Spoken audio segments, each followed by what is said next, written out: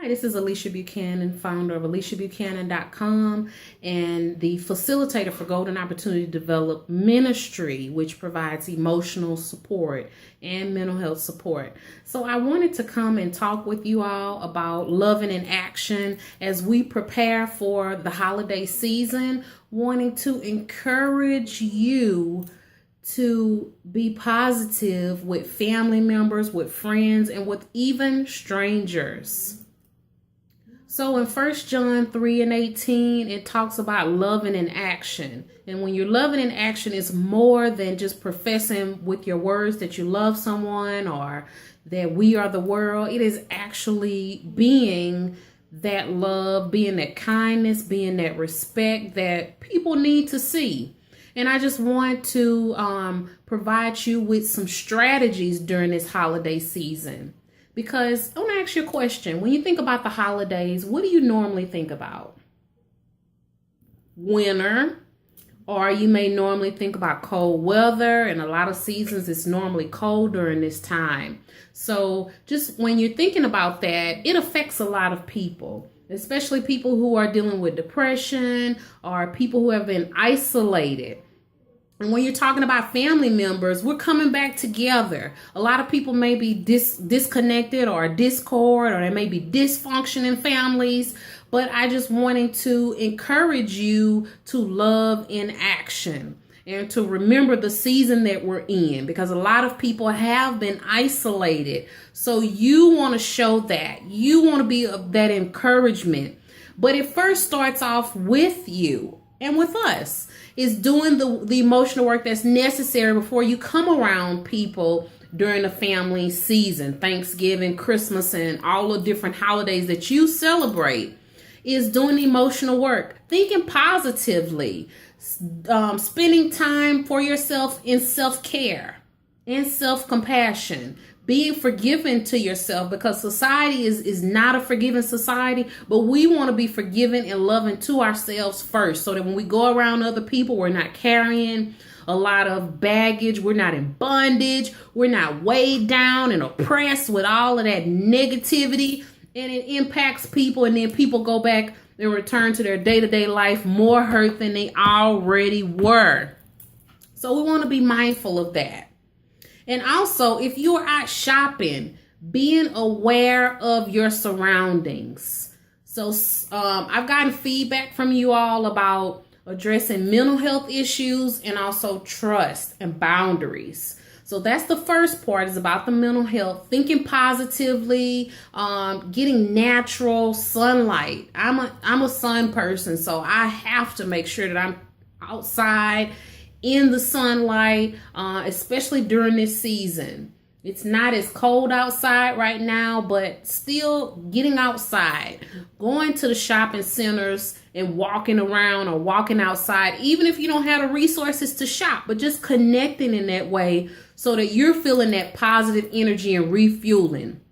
Trust and boundaries, being aware of your surroundings when you are out shopping. If you're going out early in the morning or late at night, just being aware of your surroundings. If you have a shopping companion, it's very helpful. But if you can't trust anyone and you just like to be by yourself, that's great. But being aware of your surroundings in the parking garages so that you can avoid those traumatic instances like some people have had to face. Kanye West and Kim Kardashian being held gunpoint. I don't know what it feels like to have a loved one held at gunpoint, and I don't ever want to have to experience that, but it's traumatic. And none of us should have to deal with those life issues, but they are life issues and unexpected. But if you can be aware what's going on, any strange activity, if you got to put your shopping bags in your trunk or inside of your car, just being mindful of that. Not texting on your cell phone when you're walking to the parking lot or walking to the parking garage, having the key in your hand so that you can unlock your door and hurry up and get in and lock it. And then look behind your back and check what's in my vehicle. Is anything that's displaced in my vehicle? Is any strange thing? I just know that those are things that I do and it works for me. It may seem paranoid, but in this season and time, you have to do it. And we're in a shifting right now, a new shifting environment. So we have to be on guard because things are changing. We've just had elections and a lot of people are high in their emotions. Some people are disconnected with reality. So we have to have self-control for us so that nobody else is putting their negativity or their hostility on us. So just being mindful of that and your own needs, the basics, getting back to your own emotions. I know the word is so stigmatized in emotions or mental health, but it's something that we have to do. We have to do it. And I myself always disclose that I've been cray-cray or crazy before, having a mental health breakdown, dealing with exhaustion, compassion fatigue, and depression, and even suicidal thoughts as an adolescent and teen. So I'm always aware of my needs, and I encourage other people to do that because it's necessary. And lastly, when you're talking about boundaries for yourself, if you are dealing with any grief issues during this time, you've lost some loved ones or significant others or someone that you may have known may have ended their life or may have went on in transition, I want you to be mindful of that as well. If you've had the opportunity to order my book, From Exile to Embrace, it shares 7 strategies, or what I like to call secrets, to lead a happier life through love and forgiveness.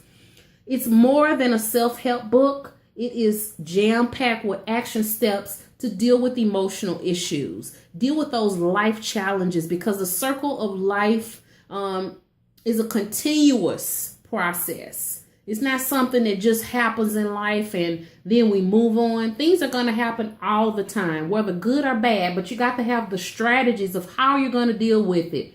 How are you going to embrace all of the things that happen in life and still be able to function, still be able to lead in authority and purpose and be the leader who God has created you to be in your relationships as a parent, as an employee, as an entrepreneur, as a ministry leader, whatever that is.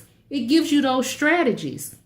I would love to hear from you if you have ordered the book, of how it has been life-changing for you or life-impacting. And I also want you to share that feedback with other people. What works for you? What are some new things that we can take, or new insight that we can take from exile to embrace and from our journeys? And also, lastly, a free resource, a journal that you can jumpstart those conversations that need to be had if you are facing some emotional issues.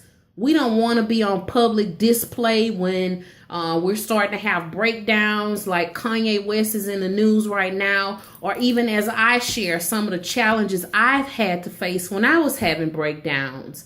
I want you to be successful.